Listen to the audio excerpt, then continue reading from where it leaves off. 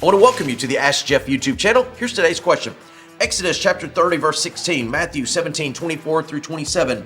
Are these the same taxes or are they different ones? If they're different, they appear to be used for the same purpose, the upkeep of the tabernacle and the temple. Great question. Now, let me begin in Matthew 17. Matthew chapter 17, Jesus has been on the Mount of Transfiguration. He has healed the demon-possessed boy.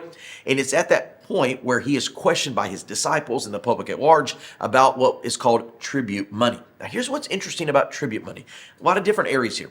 Oftentimes, if you read through your Old Testament particularly, tribute money is what we might call a tax to a different government. In other words, a country comes into Israel and says, hey, we could overtake you, we could squash you, but if you'll give us X percentage of your income, your GDP, we'll just leave you alone. That's called tribute money, a taxation.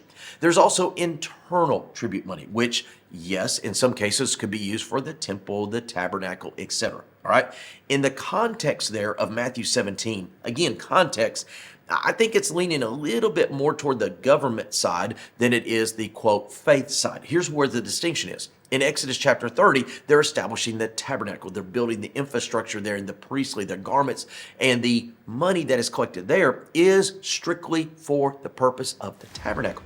By the time you get into Matthew chapter 17, what we know is the Pharisees, who were technically over the temple, they were kind of half faith, half government. And so it really wasn't just pure faith based. It also had a secular base as well. So from a distance, they could somewhat appear the same, but if you start digging down, I think there's a different intent and there's a different usage if you begin to isolate the passages. Great question. If you have one, send to askjeff.net. Maybe your question will be tomorrow's.